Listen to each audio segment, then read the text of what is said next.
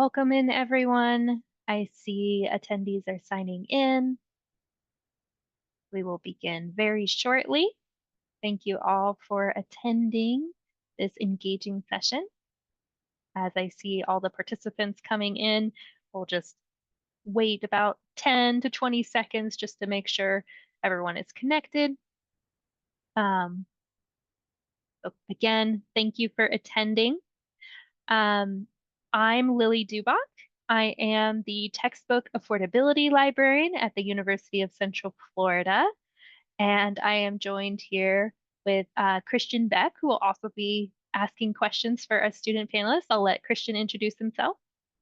Hi, I'm Christian Beck. I am an associate lecturer in English at the University of Central Florida.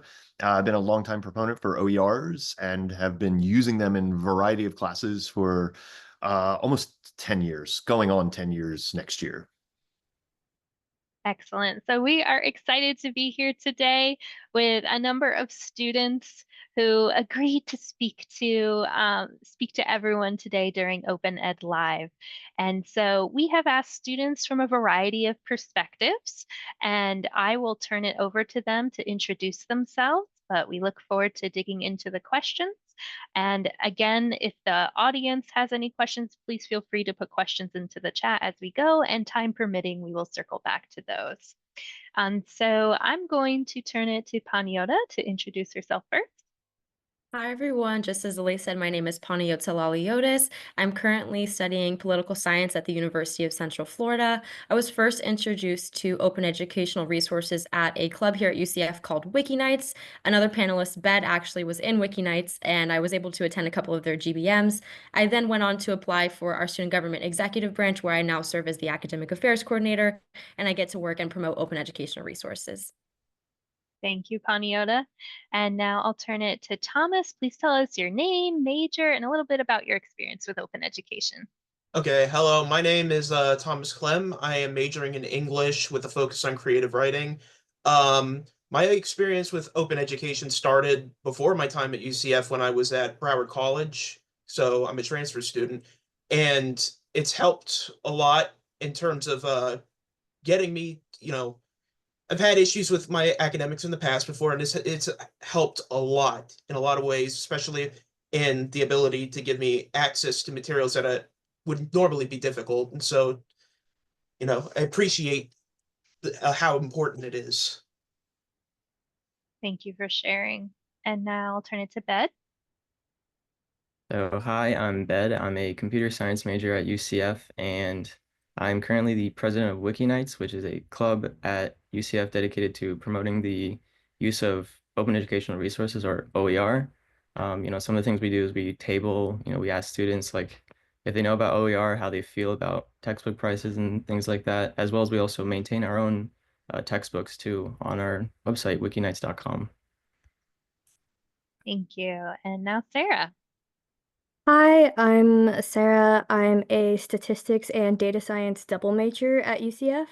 I am also a student aide for textbook affordability, so I help with tracking library resources as well as a lot of our OER resources and tracking what classes are using OER resources. Definitely. Yes, Sarah works for me. So fantastic. Thank you for being here. I have a follow-up question for our students as well.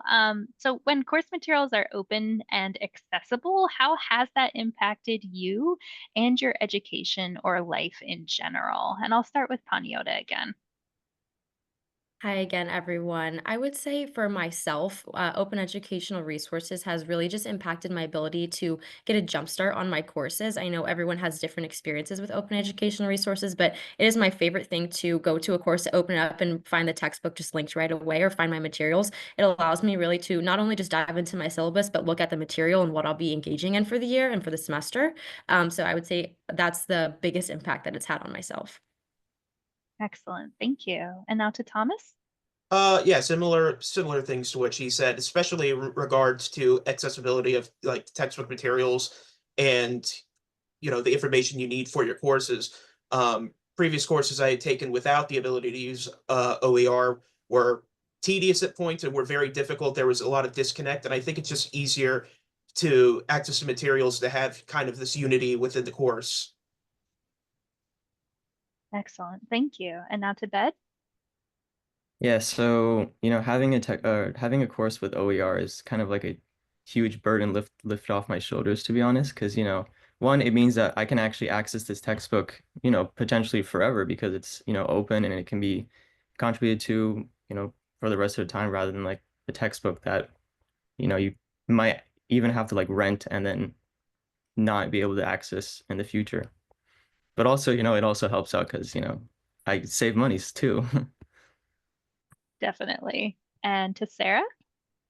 I've actually used OER in a couple of little weird ways. I've gotten really familiar with simple syllabus, so I'm able to go and see what classes I want to take in the future are currently using, and if it's an open education resource, I can go through the table of contents, look at some of the assignments from the textbook, and see if this is actually a class I want to take. So it's really helped inform my college education of what classes I take if the teacher has open education available. That's a really cool example. Thank you for sharing. Cassidy, you had some connectivity issues, but thank you so much for pushing through and getting it to work. So I'm going to circle back to our initial questions for you. So Cassidy, please tell us your major, a little bit about your experience with open education. Yeah, so I'm a double major at UCF in architecture and psychology. For open education for me, I grew up homeschooled due to many learning disabilities, and it's really helped me just having different ways to learn things and all kinds of that kind of stuff. That's really helped me a lot, to be honest. Yeah, definitely. And what else would you like to share about, when course materials are open and accessible, how's that impacted you in your education? Yeah, so having open those materials really do help me for not even just for saving money, but more so just having a different, it could make it more easy to understand. It really helps.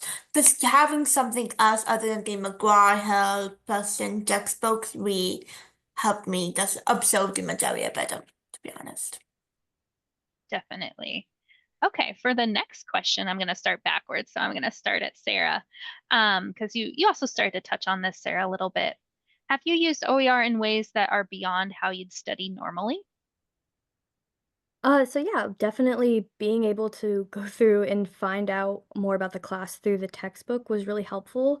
But I've also used OER in especially my math classes to kind of use their text banks because typically in the classes I've been taking, they have one OER resource if we're lucky and a paid resource. And the OER resources always have really good text banks and go into the questions a little bit deeper. So to prepare for exams, we'll go through all the test questions, and the answers to those test questions typically have a little bit more thought into how the problem is solved instead of just giving us the answer, as well as kind of using them to compare. So I'll like read the OER source as well as the paid source to try and get a better idea of what the subject actually means and like the intuitivity behind the math. And so it's been really helpful having OER just as like that backup of, oh, I don't understand this chapter, I'll understand it here. Definitely. I'm going to skip to Bed first, and then I'll open it up to the other students who may want to answer this question. So again, have you used OER in ways that are beyond how you study normally? Yeah, so I think OER is also very useful for, like supplemental content that you can use like in your courses, like or in a course, for example, like because I think one example that comes like right to my mind is like when I was studying for the foundation exam, there's there was a really nice tool that's, open source and OER, and it basically like lets you study for the exam in a way that like lets you directly code in the browser, and like it was made by a student, so like I really liked how like students are coming together and like making OER that can help everyone study like more efficiently and even more kind of, it was just nicer. But Thank you for sharing. I'll now turn it to Cassidy. Is there anything you'd like to share for this question? I pretty much just think exactly what everyone else says, just having a different way of explanation or more elaboration on the material you're trying to learn is very helpful when you're studying for tests or quizzes or anything like that. Yeah. Yeah, definitely. Multiple explanations. This is great. Thomas? Yeah, basically the exact same thing as everyone else is saying, just having the ability to have kind of more information, more feedback, and different perspectives on certain things within your work instead of just being kind of shoehorned into one kind of way of thinking, and having more access and feedback from a lot of times from your professors, especially through the OERs. Definitely. Good points. And Panayiota? I guess the only thing that I can really think to add here is that with OER specifically, it really gives, the students opportunity to go back to material if needed. So if we're, progressing in different courses, and some courses obviously do relate to each other, sometimes we all need a bit of a refresh on certain elements of our classes. And I think that with open educational resources, it really benefits the students who are looking to refresh themselves without having to go back and repurchase any material or find it in a way that might not be as resourceable or might not be as good of a quality, if you will. Yeah, definitely. And I just want to remind our students we have some questions in the chat already. So just glance at those. I'll just pause here and mention that Jeff Gallant mentioned good point from Thomas. It's not just that OER can be made relevant because they're either authored or customized by the instructor. There's definitely more unity or uniformity between materials and instructors when it's done well. And that's regardless of the kind of product indicators quality folks will bring up about high-res images or interactives. And then let's see. The next, hi Sarah, I'm a math professor. I appreciate the math OER course kudos. I love how I can use a few different OER texts and resources. Thank you for attending. And then the question from the same person, Bed, the tool you mentioned created by a student sounds excellent. What is the tool? Oh yeah, so I have the link for it. It's I just sent the link, but it's ucffe.bjstroop.com. Very useful. I think a lot of people also use it. Yeah, there you go. It was very useful for studying for the foundation exam though. Thanks for putting that in the chat. And back to Jeff. Those were good comments, so I wanted to share them. You are not a terrible conference attendee. Thank you for being actively engaged. I'll now turn it over to Christian Beck to ask some more questions for our students. I wanted to kind of emphasize, I loved all of those answers because as somebody who creates an OER, finding out interesting ways that it's used is really fascinating. I specifically asked really specific questions in a literature class to highlight a particular symbol because you can search and find all of these, or symbols or, images or what have you. So I really love hearing all of that. My question is, if you've had any experience building an OER or assignments for an OER in particular. And Bet, I'll start with you, and then we'll kind of move out from there. Yeah, definitely. So, so Wiki Nights, as a club, historically we've made some textbooks on Pressbooks, I believe. Personally, I haven't had too much experience with Pressbooks. I've seen it, and I think it's like WordPress, but specifically for like my CS side, I guess we maintain something called CS Materials, which is it's an OER, like a freely available OER textbook, available on our actually our GitHub, I think, where you know we have materials on the Introduction to C programming course at UCF, and we've seen it's a very fun experience because not only can students who are very passionate about like what they learn can help us contribute to the textbook, and it also it also uses like real world examples of like technologies used. For example, like everything is hosted on GitHub and GitHub pages, and we use Markdown to like create the textbooks. And it's I think the something that's important to highlight is that the fact that it's a very collaborative experience because like it's not just like students can just put whatever they want on the website. It's like students can write something and then like have someone like take a look at it, and then like we go back and forth and kind of talk about like, oh, like maybe you should change this, or like I like what you did here, things like that. And it's a very good experience, I think. And it's also like kind of what got me into the club too, because I saw it in one of my courses. I saw it in an introduction to C programming course, and I was like, this is I used it. It was a very good resource, and I was like, I wonder if I can give back to it. Turns out I can. Very cool. Very cool. Has anyone else had an experience with building an assignment or helping to build an OER? Sarah, have you? Actually, I recently used a couple of OER resources to build a project for outside of class. I'm currently working with a group of about 10 students to try and use machine learning to better predict flight delay. And this is way above our head. We are totally just out of the water. And so I went through and I found three different like really good machine learning open education resources about like how to start the process, how to actually look at this process. And I went through with a teacher and we helped to kind of get a combination of these resources to help me build an actual like project that'll take about 2.5 months to complete for a group of 10 people. So it was really cool to start to have these open education resources to allow me to, as a student, build essentially an assignment for 10 other students for us to go through together. It was really cool. Very cool. Very cool. I like that. Cassidy. I personally have not have any experiences betting on any OER stuff, but it's definitely something I hope to pursue in the future. Okay. Very good. Yeah. Tom. Not really, beyond just giving some feedback to the professor about certain errors that were in the course. That's about it. I think I know what you're talking about. And Panayiota, have you had any experience? Unfortunately, not open educational assignments specifically, but with student government, I have had the opportunity to create a resource that relieves textbooks. So I've kind of in the same line of work, if you will. I did an emergency textbook fund for students, and I'll touch on that a little bit more later in this panel as well. Great. Thank you all very much. Back to Lily. All right, so this question is for Cassidy and Thomas. So maybe you haven't put together a whole OER, but you did participate in different courses that engaged in open pedagogy, and those assignments were based on United Nations Sustainable Development Goals. And I'm curious, what can you tell us about the impact of this assignment, both in class and beyond?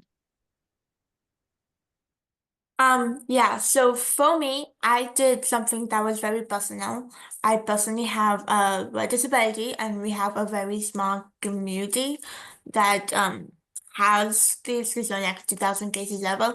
So in class, I was really excited to do it, honestly, just to be able to take something so important to me and make it related to assignment. So in class, I really think it helped raise awareness and kind of give like a different perspective that normally would help. And then beyond class, I do feel that no, most of the stuff, these are 2,000 cases, are very science based, are very above what anyone's looking for. So I really aimed my project at making it for the families, for people who need to know about it because of a relative or something that was kind of at the layman's level. So I really think that helped a lot of people, hopefully. Thanks for sharing, Cassidy and Thomas. Yes, I did mine. Similarly involving disabilities, but this one was about namely depression and like uh anorexia and these types of conditions that mothers can have and how that can impact the education of their children. And this was largely because we were given like a baseline framework about development, especially with linguistics, with the case of Victor of Aveyron, who was a child that was found in the wilderness who they tried to teach, and who, because he didn't have that early learning experience with parents or anything like that, it was very difficult for him to be able to develop those skills later in life, even with teaching. So what I did was I went in looking at if there was any type of connection between the reminiscence, so like relating stories or experiences from the parents to the children, and if that correlates with mental health, how that can kind of impair that spreading of information, and how that can impair a child's ability to develop linguistic skills, and how that also can correlate to the spreading of mental illness, which they did find a correlation between um, linguistic kind of like stagnation within the family, and how that led to potential spread of mental illness from the mother to the child. Because and personally, as a person who does have experience with suffering from things like depression and stuff, when you're in that point of view, you don't want to reminisce about kind of the things that are troubling you. So there is a sort of disconnect with conversation that I can understand coming from a mother to a child can end up causing this stagnation and ultimately a problem. So that was something I learned in the class. It was very interesting because I never really thought about something like that actually being a correlation. Outside of the class, what I was really interested in was that we were told, similarly as Cassidy said, to basically look at what was being said, and it was incredibly difficult beyond layman's terms.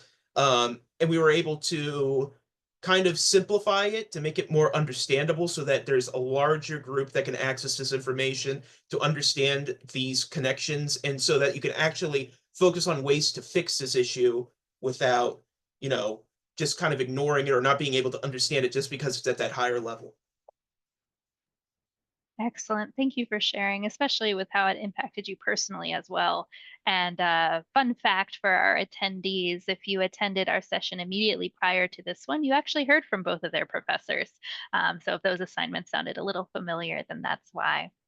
Okay, I have a question for Panayiota and Bed, and we'll start with you, Panayiota. How do you see the need for open education advocacy on the UCF campus? Yeah, that's a great question. So, as I mentioned previously, something that me and others in student government launched was the Emergency Textbook Fund, and I actually did get to work with Lily on this initiative. And essentially, the purpose of it was to aid students who, experience life. Here in Florida, I'm not sure if anyone was aware, but we did have two back-to-back hurricanes this fall semester, and that did take detrimental effects on our student body. And so we wanted to create a resource that would aid those students that didn't expect to be in the situation that they, are currently in. So with that being said, I created this initiative and was able to launch it. Unfortunately, I only got 25 responses, and that's a bit concerning because of course I want this resource to be promoted to as many students as possible. So, understanding that advocacy and resources are so underutilized, and so students don't always know where they are and how to access them. So it's really important to engage our students in what resources are available and where they can go if they were to need help. Thank you. And over to Bed.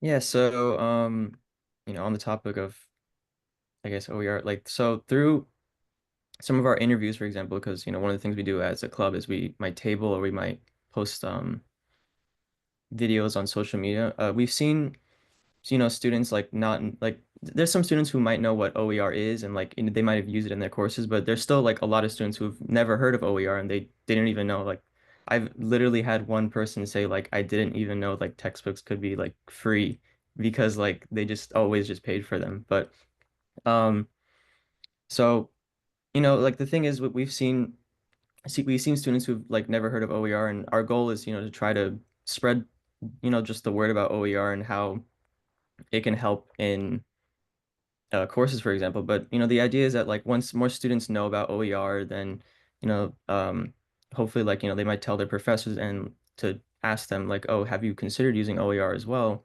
And then maybe the professors, since professors, they want to help their students and they want them to succeed, so they might be like, okay, if my students are also talking about OER, maybe I should consider using it. And that's kind of like it's kind of like a domino effect that we're thinking, but like hopefully that's kind of what we're thinking of, like why we think advocating for OER is important. Quick follow-up to that. So thinking in terms of both this institution, UCF, but also thinking about what could apply to other institutions, where do you see the greatest need for additional advocacy for open education? So that's for me, right? Yeah, so um, kind of one of the things I think that could be important is we kind of want to see more like advocacy across, because we have Wiki Nights at UCF, but we throughout the years, at least through the history of Wiki Nights, we've seen where we've heard from several different like people from different like institutions and organizations talking about like or asking like, oh, how does Wiki Nights like operate as a club, and like how do you guys do your advocacy work? And I think one thing that would be interesting to see is more, I guess, specifically advocacy for open education at different institutions, because again, it's not like everyone knows about OER, and um even if there's not like a vocal advocacy group like at these institutions that have OER, or that that are promoting OER, the student voice might not be enough to like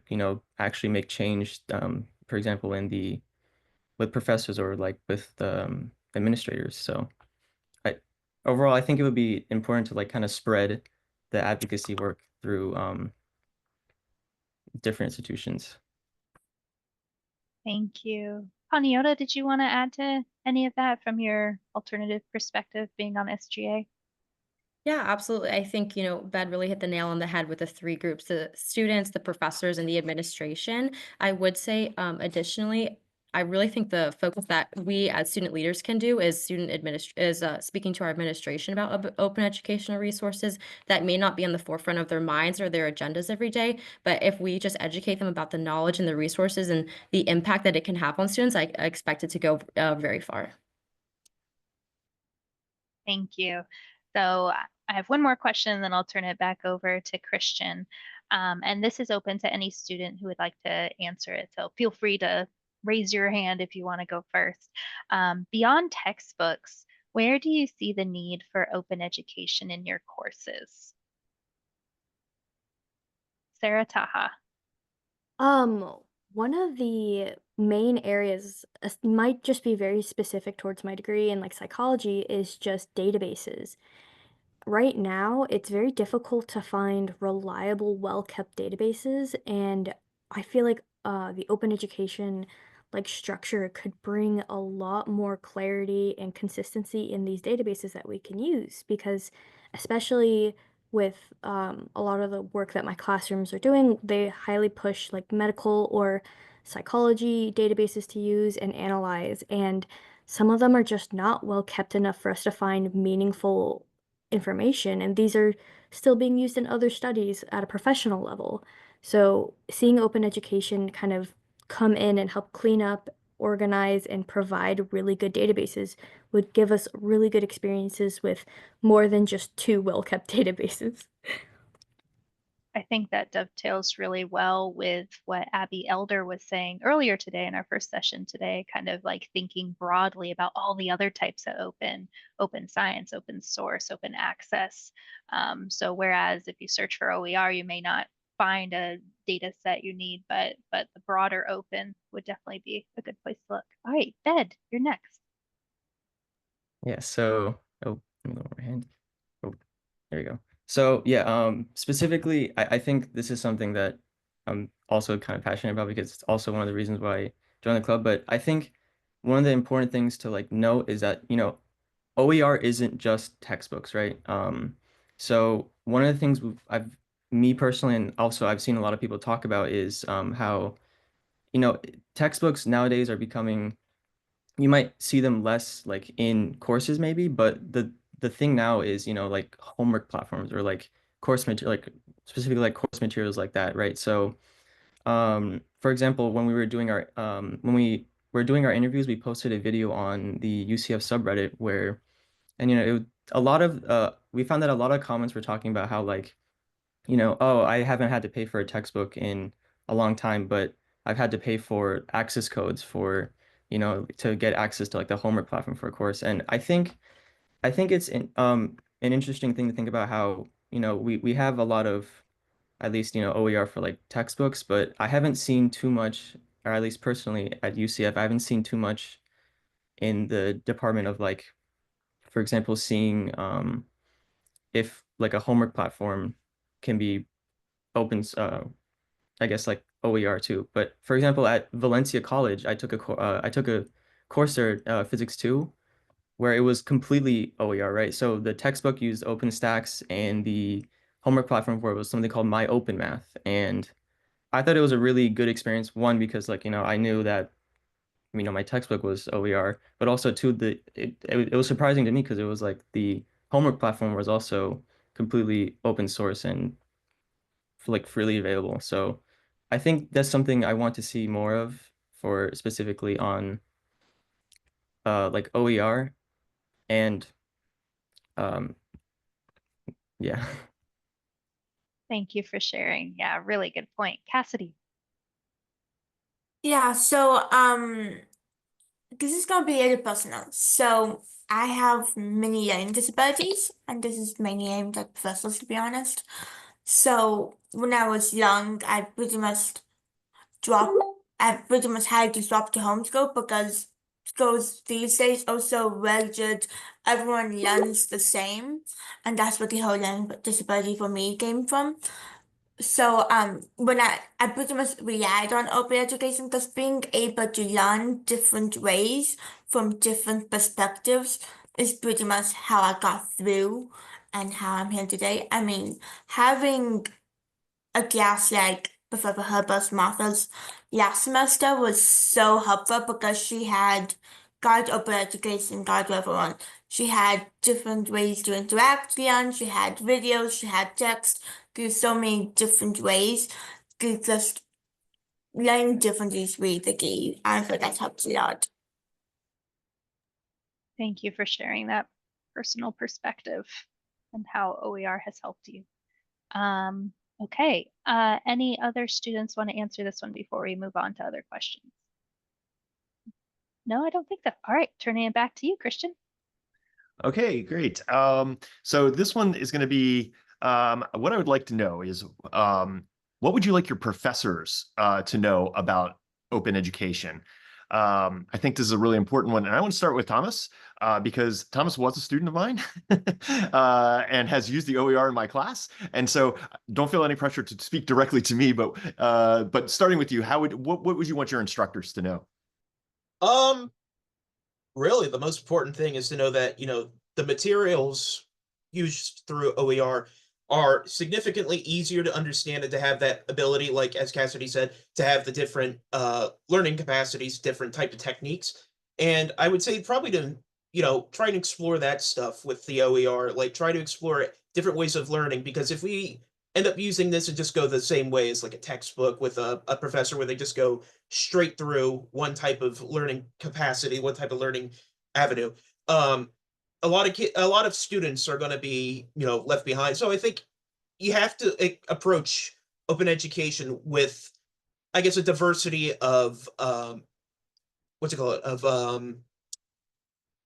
let's say a diverse portfolio of ways to attack problems to present learning outcomes, because without it we're just going to be back at square one with textbooks, and it's just not going to do well. Excellent. Yes, absolutely. Actually, a student from one of my classes, recommended that for doing drama, actually trying to get some students from the theater department to act some of that so that we can voice act it and hear and read along with it, which I thought was a good idea. So yeah, that was something I will personally look into in the future, but excellent. Sarah. One thing that, as much as I love open education resources and I will always fight for them, there is such thing as overwhelming students with too many options. I have a fantastic teacher at the end of every single lecture he gives us. We have at least 15, 16 different open education resources or websites on different coding techniques. And he's been collecting these for like 15 years. So some of them are really, really helpful, but I see those links and I'm like, I'm not going to look through all of them. So it might be really worth exploring the idea of structuring when you put in different links. So instead of having them all at the end, at each point, put a hyperlink of like, oh, if you're struggling with this, look at this later. Or even just, here are two main links I would recommend looking at. And then a next page, here's some others. Just to make sure that you're not overwhelming with too much information to ensure that OER is actually being utilized by your students and you're not just providing it. Yeah, that's an excellent idea. Thank you very much.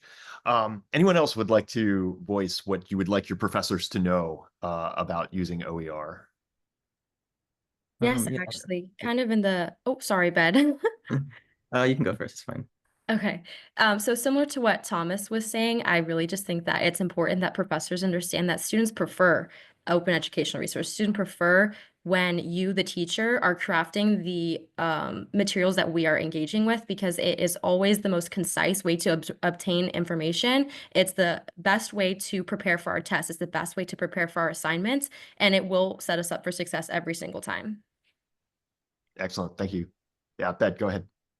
Yeah, so specifically to professors, what I want to say is that, OER kind of lets you have like the ultimate in like academic freedom, in that like, OER, it's like, you can modify it in like any way you want. You can, adapt it to your course if you want to, take like parts of OER and you want to like have it specifically in like a specific way. Like it's just, I think it's important to like note that like OER kind of lets you do what you want with it, because it's like, it's completely open and it's free to like modify. So yeah.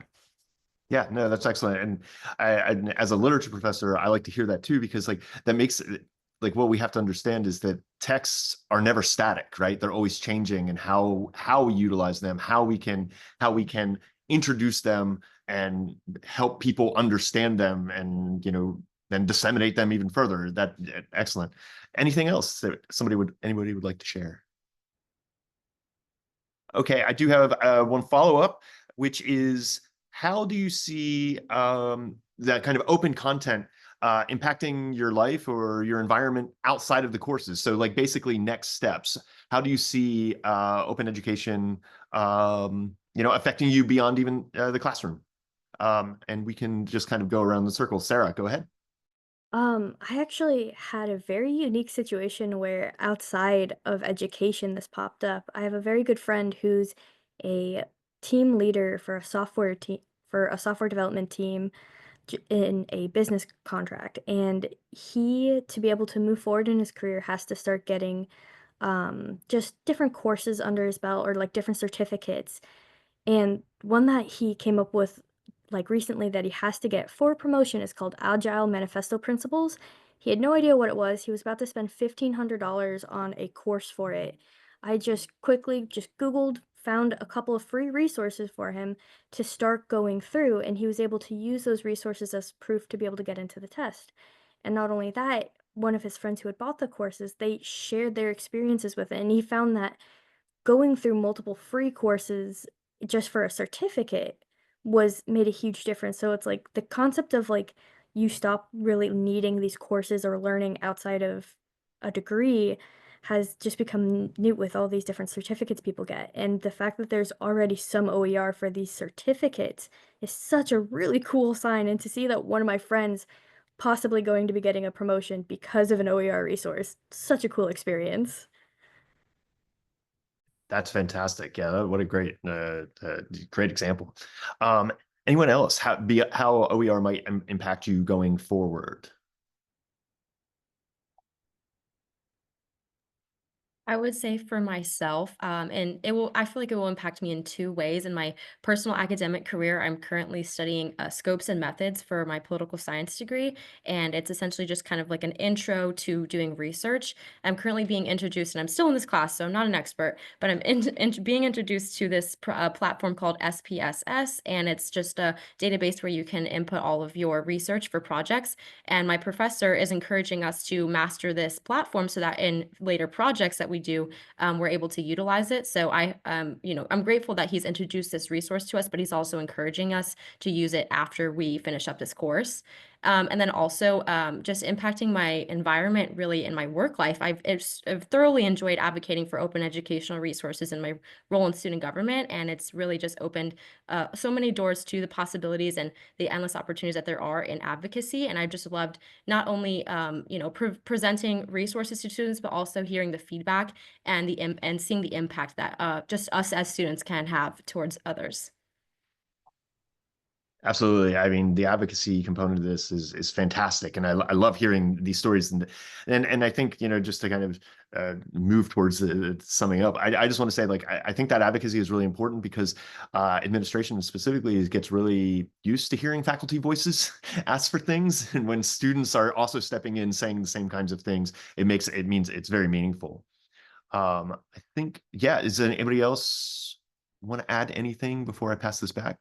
Uh, yeah, Yeah, go ahead, Ben. so, as a computer science student, I think when I like hear like open content, to me that also means like, open source. And that's kind of like what, OER is. It's like open source, but like, specifically for like software, anything else, like just open source in general. Like I think to me, open source, I love open source because like I love the like, collaboration part of it. I love being able to see code, being able to like know what it's actually doing, being able to see, all that. But I think open source in general is something that's important to like always um think about. And like, like if you're I think, like at my job, shout out to CDL, but like one of the things that I actually like really like that we do at UCF is like, we maintain like a set of open source applications, even for actually even OER, like, we have material at UCF for um that course is used, for example. And also, we have Obojobo, which is another open source platform. And it's just, I think it's good that open source should like, I think it's just good that open source can kind of let us have these like applications and content that's like we can use forever, basically, because like, we can see inside of it, I guess. But Excellent examples. Thanks for sharing, Bed. Well, now in our final couple minutes, I'm going to allow the audience to ask some questions. And Karen, I'm going to click the button that says it allows you to talk. So let's see if that works. Go ahead.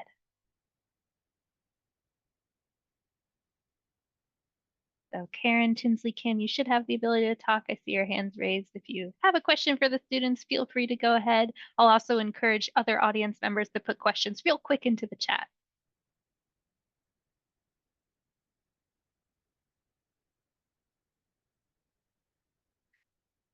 As we wait for questions to materialize, I do want to kind of, in the sense of summing up and thanking the students, this has been a wonderful experience to hear your perspectives. And honestly, as faculty members or as administrators or whoever's in the room, this is the most important perspective, I would say, because we do this work, this open education work for you.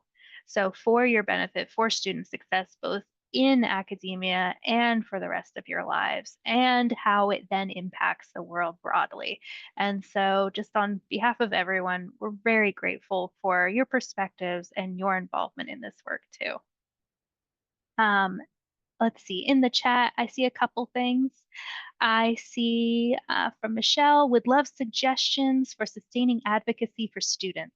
We usually have some enthusiastic students and then they graduate and we have to start over. So curious about thoughts on that one. I would say, at least for sustaining advocacy for students, it does have to start with you for at the beginning, where if all your students have graduated at the beginning of the semester, just throw off a offhanded sentence and say, hey, I would love any suggestions of free materials. If you guys know of any, or if you'd like to help me find some, let me know. Students are always looking for ways to get to know a teacher better for future references, or even just to get their hands on more experience. And so usually a lot of us are too nervous to ask you guys. So invite us, give us the idea of wanting to try it, because you have no idea just how many students would actually be interested in trying to help you maintain these databases, or give advice of like, hey, this resource was really helpful. This one felt clunky and I didn't like it. There's always people looking. We just need an invitation. Excellent point. Thank you, Sarah. I know we're just at about time, so thank you again, students, for sharing your time and your perspectives. A lot of kudos is in the chat, And we'll now gradually turn it over to our closing that Amanda Major will do. So over the next 10 to 15 minutes, Amanda Major will close Open Ed Live. Feel free to stay on and hear her summary of what we enjoy these past 3 days. Thank you. Thank you, everybody. I really enjoyed that. Okay, thank you so much, Lily, for that brief introduction. I'm going to go ahead and share my screen, which you'll see momentarily. There we go. Look okay? Fantastic. Well, this is the end of Open Ed Live. This is our conclusion. We want to express our gratitude to all of you for participating, for engaging, for making this event such a success. Your engagement, your questions, your conversations have helped energize us and enrich the experience for everyone. So as we come to a close of Open Ed Live 2025, let's take a moment to reflect on the journey we've shared. Together, we've engaged in meaningful conversations, we've challenged old paradigms, and reimagined the future together of open education. Now, as we move forward into our practice, we're empowered with new insights so that we can shape the next chapter of this innovative open education movement. I'd like to share with you some connections between multiple presenters, and these connections should reveal a broader thematic arc, if you will, into how open education is developing. Our keynote speaker, David Wiley, framed open education as an innovative movement from its inception, one that has now been catalyzed by the popularity of AI. He described open education as an incremental innovation. I love that. It's a transformative educational philosophy with widespread impact. Abby Elder's focus on moving beyond OER exemplified how this shift has taken shape. This philosophy manifests in individual creations that are AI leveraged, sufficiently transformed, as David Wiley said, thereby worthy of protection. Inclusive, it fosters inclusive content interactions en route to new collaborative waves of learning. Technology has always been a key enabler of open education. Generative AI, much like digitalization, the internet, and open licenses before it, is removing barriers, eliminating expertise as a prerequisite for accessing information, per David Wiley. Thoughtfully integrating AI into open education presents vast opportunities, from democratizing knowledge through open education language models, open weights, to aligning with the United Nations Sustainable Development Goals, fostering global collaborations. Richard Schrake's case study with the learning as learning materials that he created with AI illustrates just one way AI can expand student learning opportunities. Sustained momentum in open education is facilitated by systematic, institutional, and governmental support. Zero textbook costs pathways, ETC pathways, exemplify how institutions are scaling open education initiatives while increasing investments in OER. This highlights the growing recognition of its value. James Grosklag shared the setbacks yet perseverance that ultimately led to California's $115 million investment in OER. The documented impact is clear: improved retention, reduced equity gaps, increased completion rates, substantial cost savings. It takes a village, but as Daniel Williamson and Matt Ty demonstrated, that with just a little effort, Implementations of a wide range of open education use cases is possible. A witness to the ingenuity of instructional designers, to the resourcefulness of librarians, for sure. Beyond cost savings and access, open education is empowering students to become advocates and innovators. Faculty are equipping students with the agency to tackle real-world challenges such as poverty, inequality, climate change. This approach aligns with core open education values, with access as a cornerstone.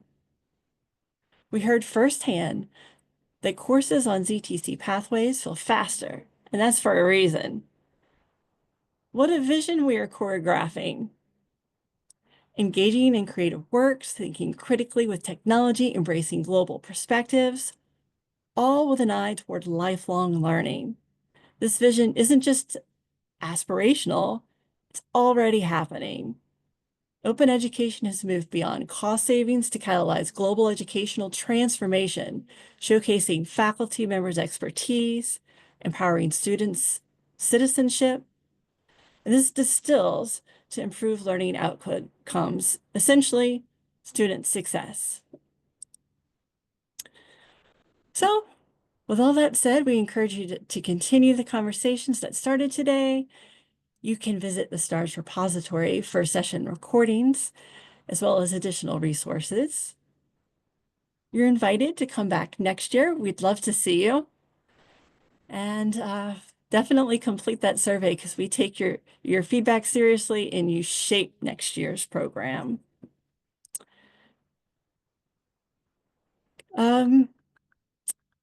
Let's see. Gratitude, absolutely.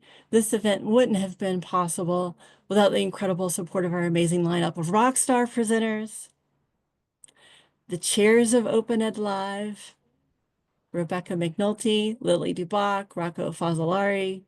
I myself served as a chair. And last but not least, though not a chair, our open education extraordinaire. Hey, that rhymed. This would not have been possible without him. Our UCF AVP for Digital Learning, Kevin Corcoran. Thank you. So this list of appreciated people extends to those at UCF whose effort made this online event possible, and I've listed them here. But we especially appreciate your participation for making this possible and so engaging. And thank you for those who stayed with us to the very end. You get special kudos. Shout out to you for sure. The future of open education, it's digital, it's limitless, and it's up to us to make that happen. So thank you for all being a part of this transformative event, and we can't wait to see what we can accomplish together next year. See you at Open Ed Live 2026. Thank you. Bye, everybody.